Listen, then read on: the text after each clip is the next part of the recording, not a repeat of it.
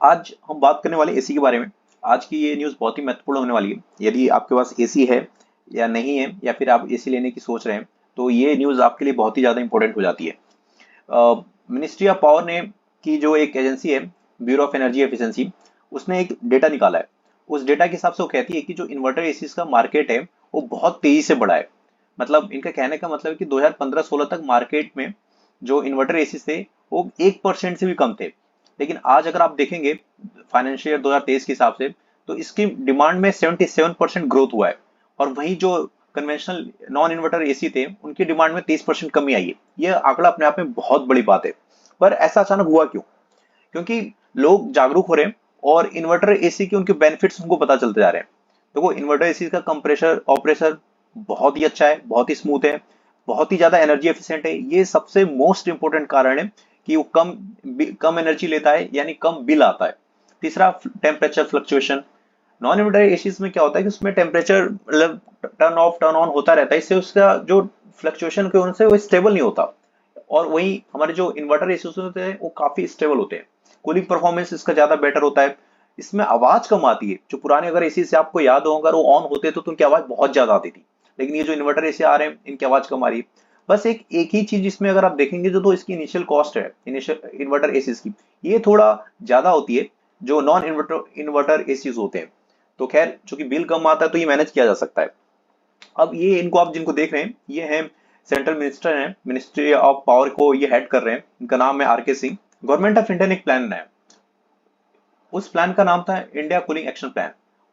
और inverter AC इसी का पार्ट है। इस प्लान के अंतर्गत, क्योंकि आप जानते हो हमारी पॉपुलेशन ज्यादा है, तो हमारी कूलिंग की डिमांड भी ज्यादा है। भाई सबको एसी चाहिए। गर्मी इतनी ज्यादा थी, हमने बीच में खबरें पढ़ी कि गर्मी की वजह से कितनी ज्यादा लोगों को परेशानी हुई, कई लोगों की मौतें भी हुई। तो कहने का मतलब ये कि हमें कूलिंग ज्यादा चाहिए, तो हम उतनी एनर्जी प्रोड्यूस नहीं कर सकते, हमारे पास उतनी कैपेसिटी नहीं है। तो इसीलिए हम ऐसी टेक्नोलॉजी की तरफ बढ़ लें जिससे हम बिजली से भी ज्यादा ठंडा या ज्यादा कूलिंग हम दे पाए। और इसीलिए इन्वर्टर एसी की डिमांड बढ़ी है। और इसके लिए उन्होंने 20 साल का टारगेट बना रखा है। अच्छा, इसके लिए गवर्नमेंट ने और भी सारी कई स्कीम लॉन्च कर रखी है, ताकि इन्वर्टर एसीज की जो डिमांड है वो अगर बढ़ रही है तो उसकी कॉस्ट जो बनाने की है वो कम हो। इसके लिए उन्होंने एक काम किया कि पीएलआई लॉन्च कर रखा है। अगर आप पीएलआई के बारे में जानते हो तो उसका मतलब है प्रोडक्शन लिंक्ड इंसेंटिव स्कीम। मतलब अगर आप इंडिया में प्रोडक्शन करते हो तो आपको कई सारे बेनिफिट्स देते हैं। जैसे पहला बेनिफिट ये कि इंसेंटिव जो होते हैं उसमें 4 to 6% के इंक्रीमेंटल सेल्स में बेनिफिट्स मिलते हैं।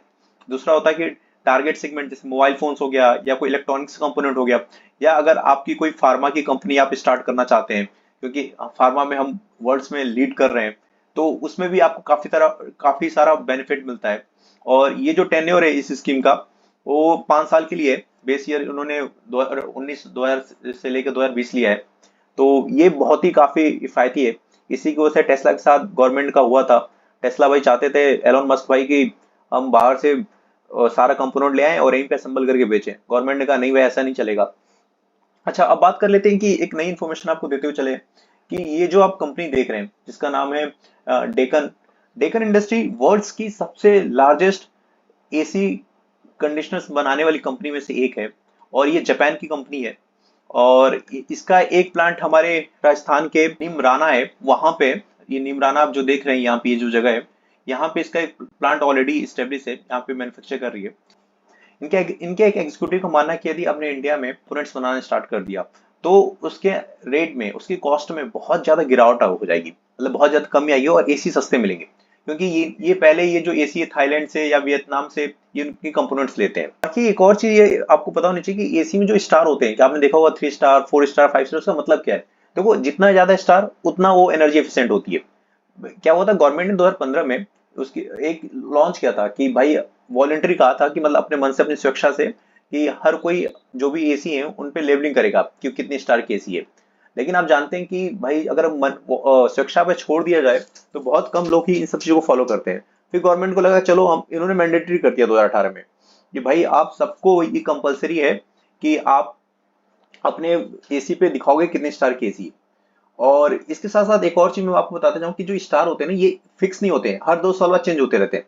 इसका वजह ये है कि मान लो कि अगर एक वही के बाद सबको 5 स्टार या 3 स्टार, 4 स्टार मिल गया, तो बाद में और अच्छी टेक्नोलॉजी आई तो टेक्नोलॉजी की कंपेरेटिवली वो स्टार फिर कम पड़ेंगे ना, उनकी एफिशिएंसी कम हो जाएगी। तो इसलिए हर 2 साल बाद रिव्यू किया जाता है और स्टार को उसी के हिसाब से घटाया और बढ़ाया जाता है। और ये हमारा चैनल है, यदि आपको हमारे न्यूज़ अच्छी लगती हो, जिसमें मसाला नहीं हो, काम की चीज़ चाहिए आपको, तो प्लीज़ इसे लाइक करें, सब्सक्राइब करें और ज़्यादा से ज़्यादा शेयर करें। Thank you so much.